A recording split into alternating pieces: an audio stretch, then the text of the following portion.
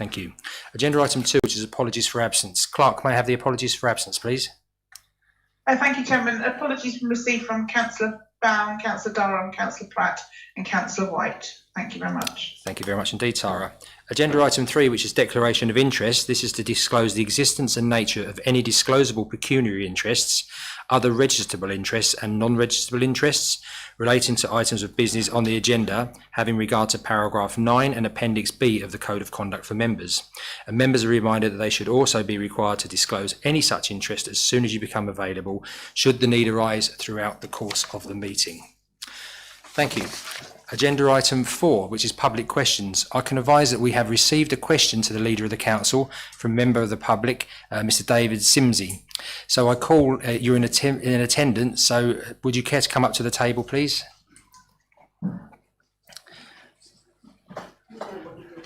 Yeah, you know the protocol. Just to remind you that the public protocols and the protocols in the Constitution is you just ask your question and the Leader answers. Thank you. Understood. Thank you, Chairman. Such was the huge impact of over 1,100 new homes north of Heybridge. One of the key conditions imposed on the development when approval was given in 2019 was that the western end of the relief road would be complete and open to the public before 100 occupations on site. This was a planning condition imposed not by Maldon District Council, but by the planning inspector on behalf of the Secretary of State. And as the Council knows, conditions can only be imposed if they are necessary and enforceable. Most people are actually not against development. What people are against is councils failing to ensure that developments deliver the infrastructure and services necessary to support them, and in good time. The developer has had 5 years to build out this road and already failed to deliver it to haul road standard to support construction traffic towards the start of the project as originally committed. As we rapidly approach the 100 occupations point, can the Council please confirm that it will not let more than 100 occupations occur on this site until the relief road has been completed and opened to the public? To fail to do so would not only illegitimately cast aside a decision made at a superior level in the planning system, it would also impose increasing traffic misery on local residents. Thank you, Chairman. Thank you very much indeed. Leader, thank you. Thank you, Chair.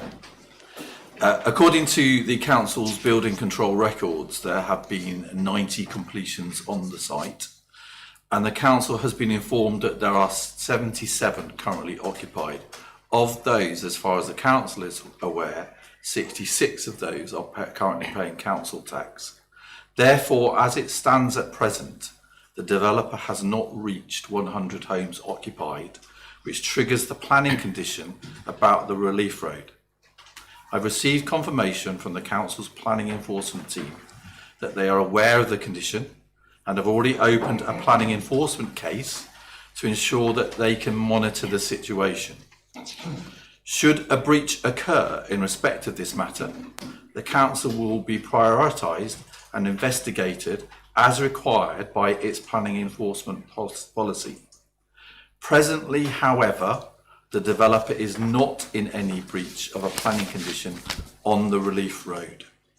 And obviously, if there is any breach, no matter the size of a development, the Council puts priorities into ensuring that enforcement cases are investigated. Leader, thank you very much indeed. We move to agenda item 5, which is Chairman's announcements. As regular, I'm suspending the need to stand under section 4(8)(3). I'd also, again, just like to send our great thanks and support for Mr Quelch. You've been a trusted and great source of advice throughout my time as chairman, and as we showed our appreciation the other day, you'll be sadly missed sitting here regularly. Thank you very much, Mr Quelch. You're welcome. You're here. Thank you. We move to agenda item 6, which is the minute book. This is to consider any recommendations brought from the committees as detailed on the agenda. So I call Councillor Driver. This is 6A Strategy and Resources Committee. Councillor Driver.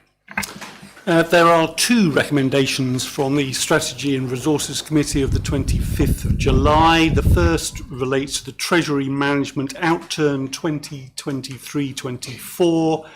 recommended that the 2023-24 Treasury Outturn Report attached at Appendix 1 be reviewed for compliance purposes. I so move. Do I have a seconder? That's Councillor Thompson has seconded the motion. Thank you. Members, do we agree that by assent? Agreed. Thank you. And the second relates to the HR policy update. There are two elements to this. I'll read both. Recommended. Little one, that delegated authority be granted to the head of paid services in consultation with the chairperson of the Strategy and Resources Committee to approve statutory and procedural updates to human resources policies and procedures, and the council's scheme of delegation be updated accordingly. And little two, that the committee receive half-yearly reports detailing any changes made and the use of the delegation. I so move. Do I have a second? And Councillor Thompson second that. Members agree by assent? Agreed. Thank you, members. That's very kind. We move on to 6B, which is the Performance, Governance and Audit Committee of the 18th of July, and we ask Councillor Stamp to present the recommendations. Yeah, thank you, Chair. I'm going to stand. I know it doesn't make a lot of difference, but I prefer to stand. That's okay. I rise to present the recommendation from the Performance, Governance and Audit Committee held on the 18th of July 2024. And this is a result from the internal strategic fraud risk assessment.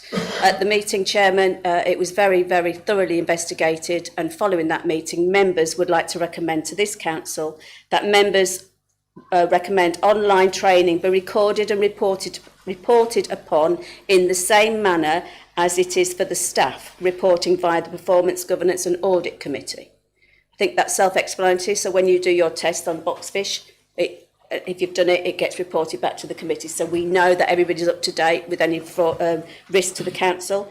And little two, Chairman, that members are offered the same level of support and assistance as staff, enabling them to access the online material in respect of online training.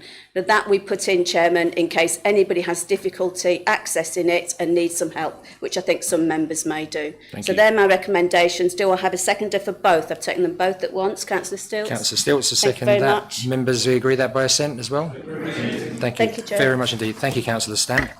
We move to agenda item 7, which is minutes of meetings of the council, and this is to note that since the last council, up until Monday the 22nd of July 2024, council agenda dispatched, the following committees have met and to receive any questions in accordance with the council and committee procedures, rule 6.2.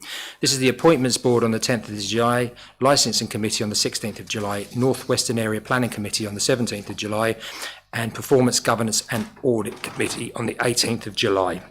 I propose that these are noted. Is that agreed by assent? Thank you, members. We move to agenda item number 8, and this is a notice of motion. So in accordance with notice duly given under procedural rule 4, Councillor N.J. Swindle to move the following motion, duly seconded by Councillor P.L. Spenceley. As the motion relates to a resolution made by council within the last 6 months, procedural rule 12 is invoked and supported by the following members of the council. This is Councillors Burwood, Driver, Fittock, Jennings, Lagan, Lay, Spenceley, Stamp and Stilts. That was at the time when the motion went forward. Councillor Swindle, please present your motion. The motion is that the council rescind the resolution to charge for energy use to tenants at Brick House Farm until the 1st of April 2025 due to the following reasons. When council determined its strategy in March, no consultation with tenants had occurred as required by the strategy. Therefore, the council had not met its own requirement to work with partners who are using council-owned assets at discounted rates and who would be asked to evidence how they contribute to the council's corporate goals on an annual basis. In turn, this evidence was to be considered by the Strategic Assets Working Group, which would then make recommendations to the Strategy and Resources Committee as appropriate. No such consultation or recommendations have been undertaken, and therefore none of the council's partners have had the opportunity to provide such information to determine the benefits that they bring to the council and the wider community, so as to seek support from the council. The current proposal of charging the energy by the square metre is also unfair, as not all of the charities or users operate the same hours, and therefore this is deemed as inequitable and has resulted in some of the partners being faced with large additional costs that cannot be budgeted for. In reality, this puts vital community services at risk.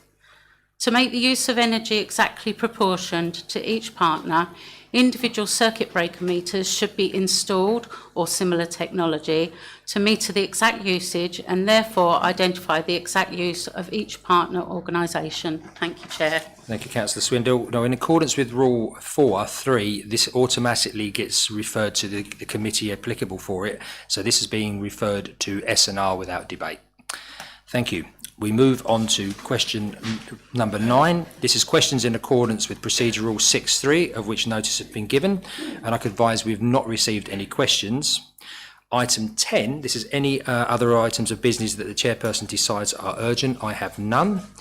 11 is exclusion of the public and press. So that I move that under section 100A4 of the Local Government Act 1972, the public be excluded from the meeting on the following item of business on the grounds that it involves the likely disclosure of exempt information as defined in paragraphs 1, 2 and part 1 of Schedule 12A of the Act, and that this satisfies the public interest test. I so move. Do I have a seconder? Thank you, Councillor Morgan. Members, do you agree by assent? Thank you very much indeed. Tara. Yes, please.